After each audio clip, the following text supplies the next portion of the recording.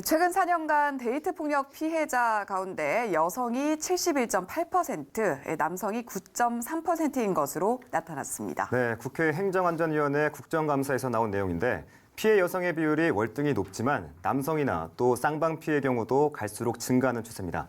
오늘 하나님의 법, 세상의 법에서 이 문제에 대해 얘기 나눠보겠습니다. 이재만 변호사 나오셨습니다. 변호사님 안녕하십니까? 예, 안녕하세요. 네, 변호사님 저희가 앞서서도 수치로 좀 소개를 해드리긴 했는데 일단 데이트 폭력 실태가 어느 정도인지 파악하고 얘기를 나눠보면 좋을 것 같거든요. 예, 그 데이트 폭력의 그 통계 수치를 보면 최근에 계속 증가하고 있습니다. 그리고 또 연간 한 뭐 10,000건 이상 되고요. 예. 그리고 상당 건수도 또 상당히 많죠. 근데 이제 데이트 폭력의 상당 건수가 이렇게 많지만 상담을 하지 않은 건수는 이제 더 많을 걸로 보여지고 있습니다. 네. 네. 그러니까 데이트 폭력은 이제 저희들이 생각하는 것보다 훨씬 이제 많다고 보면 되고요. 네. 그리고 이제 그 피해자들의 비율을 보면 네. 한 10명 중에 7명은 피해자가 여성입니다. 네. 근데 이제 남성 피해자도 굉장히 많은데 예. 남성 피해자도 한 20% 정도 되고 쌍방 피해, 남성이 10% 되고 네. 쌍방이 20%.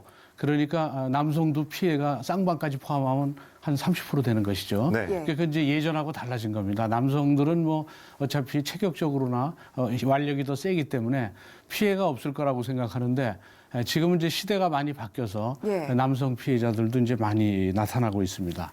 그래서 얼마 전에 이제 그 여배우 폭행 사건 네. 보면 여배우는 아무래도 이제 여리고 뭐 이제 완력을 쓰지 않을 듯한 분들이 대부분 이제 배우를 하니까 그런데도 이제 여배우 폭행 사건에서 보면 남친 헤어지지 않은 남친을 네. 폭행해서 결국 실형을 선고받았습니다. 그 당시에는 또 그 여배우가 그 카톡방에 그 남친의 그 지인들을 다 초대했죠. 예. 모인 데서 가서 남친에 대한 여러 가지 그 명예훼손적인 그런 글들을 올려서 최근에는 그 데이트 폭력의 결국 명예훼손도 상당히 많이 네. 있습니다.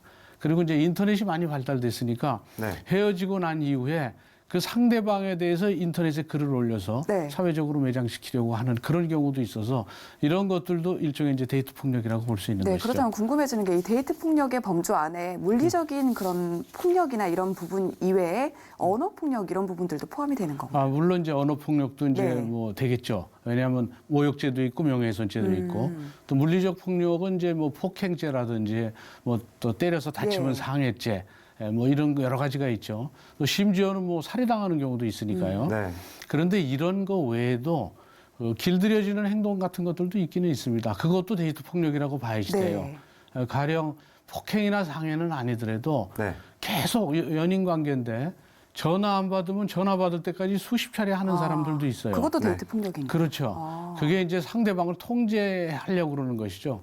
그리고 핸드폰 좀 보자고 그래서 비번 예. 풀어서 보려고 한다거나 네. 또 뭐 어디 갔느냐 스케줄을 일일이 체크를 한다거나 그리고 무슨 뭐 꼭 특별한 뭐 바지 입는 거 좀 싫어한다고 뭐 못 예. 입게 한다거나 여성으로서의 그 자기를 나타내고 싶어 하는 것을 자기 취향에 맞게 통제를 하려고 하는 이런 것들도 이제 데이트 폭력이라고 볼 수 있는데 네. 문제는 이제 연인 간이니까 사랑하기 때문에 나한테 그러는 것이다. 네. 이렇게 생각하다 보면 그냥 거기에 자연스럽게 길들여질 수가 있어요.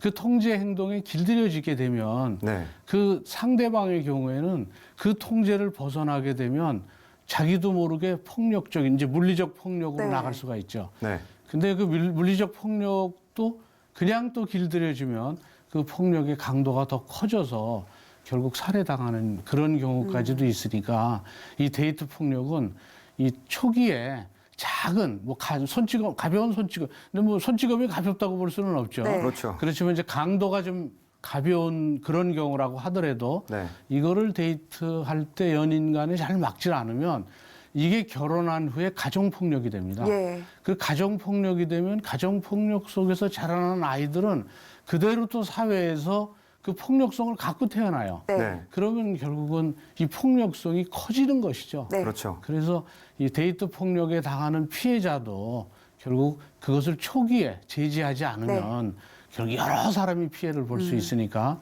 꼭 주변의 전문가나 네. 또 주변의 어른 또 친구들 이런 사람들의 도움을 받아서 이 데이트 폭력은 초기에 근절하는 것이 반드시 필요합니다. 네, 변호사님 앞서 언급해 주신 것처럼 여배우 데이트 폭력 사건 이거에 대해서 언급해 주셨는데 근데 조사하다 보니까 피해를 입은 남자친구에게도 책임이 인정돼서 벌금형이 선고됐다 이렇게 전해지는데 이건 어떻게 해석하면 좋을까요? 네, 그게 이제 이른바 쌍방 폭행이죠. 네. 결국은 이제 그 여배우가 헤어지자는 이제 남자친구를 찾아갔는데 남자친구가 이제 그걸 거부했죠. 거부하니까 뭐 그러면서 욕을 하고 막 그 여배우를 밀치고 이렇게 하니까 이제 그 여배우도 화가 나서 그 남자친구하고 이제 쌍방 폭행이 된 거죠. 네. 그러니까 여배우도 폭행을 했지만 그 남자친구도 여배우를 뭐 밀치고 욕하고 폭행을 했기 때문에 네. 그 남자친구도 마찬가지로 폭행죄로 처벌받았습니다. 네, 변호사님 궁금한 게 데이트 폭력이 좋지 않은 행동이다, 나쁜 행동이다라는 건 다들 인식하고 있을 텐데 왜 이렇게 줄어들지 않고 있는지 이 부분에 대해서는 어떻게 생각하고 계세요? 일반적인 폭행하고 다른 게 이제 일반적으로 사람이 오다 가다 만나서 폭행이 되면 네. 이제 재번 가능성이 없지 않습니까? 다시 네. 만날 기회가 없죠. 네.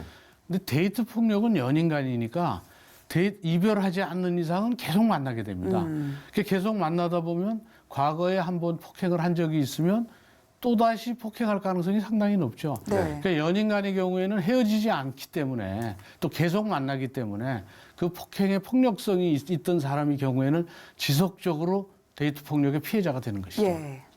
그렇게 자주 만나는 사이끼리라도 데이트 폭력은 엄연히 범죄라고 인식하는 게 더 중요할 것 같은데 이건 어떻게 봐야 될까요? 그렇죠. 데이트 폭력은 엄연히 범죄입니다. 네. 그래서 뭐 좀 전에도 얘기했지만 폭행하면 폭행죄고 상해를 하면 상해죄 또 그 외에 협박하면 협박죄가 다 됩니다. 네. 그리고 상대를 통제해 놓기 위한 길들이는 뭐 여러 가지 상대에 대한 뭐 의심한다든지 그다음에 아까 얘기했던 지속적인 전화 뭐 이런 것들도 다 데이트 폭력의 일종이라고 보면 됩니다. 네. 예. 그래서 결국은 이제 그런 것들은 상대방을 자기의 뭐 소유라든지 이렇게 이제 생각해서 그렇죠. 네. 그래서 이 데이트하는 연인 간에는 상대방을 동등한 인격체로 보는 그런 인식이 상당히 중요합니다. 네. 그래서 이제 이런 방송이나 또는 어떤 교육기관이나 이런 데서도 이제 어려서부터 남녀 간에는 동등한 인격체로 서로 대해야지 네. 남자가 더 완력이 더 세고 힘이 있고 체력이 더 좋다고 해서 여자를 무력으로 통제하에 두려고 한다면 네. 그것은 진정한 사랑도 아니고 또 그 상대방으로부터 존경을 받을 수도 없으니까 동등한 인격체로 대할 때 네. 상대방으로부터 존중받고 또 그 사랑도 더 키울 수 있다. 이런 인식들이 일반인한테 퍼질 수 있도록 네. 이런 방송이나 교육기관에서도 이제 많이 노력을 해야 되겠죠. 네, 그리고 앞서서 이 데이트 폭력은 저지른 사람이 또 저지른다 이런 언급을 해주셨었잖아요. 예. 재범률이 실제로 어느 정도 되는지도 궁금한데요. 그러니까 데이트 폭력 이제 초범이 한 30.5% 정도 됩니다. 예. 초범은. 그리고 이제 재범은 이제 29.8%. 근데 10범 이상은 12.5% 됩니다. 예. 그 10범 정도 됐다는 거는 맞고 나서 신고하고 또 만나고 맞고 네. 나서 이게 이제 10번이나 됐다는 네. 거죠. 그래서 이런 정도면 결국은 맞으면서 정들은 것처럼 그러니까 이런 경우에는 잘못 생각하면 예. 피해자도 정신적으로 문제가 있는 게 아닌가 이렇게 이제 판단할 수도 있어요. 네. 맞으면서도 살 수밖에. 근데 없다는 그런 입장이라면 네. 그래서 이제 폭력을 당하는 사람의 그 심리를 보면 네. 처음에 폭력을 당했을 때는 예. 창피해서 누구한테 도움을 못 청합니다. 자기가 가장 사랑하는 애인한테 맞았다는 게 창피하니까 네. 그걸 숨기는 것이죠. 네. 그렇죠.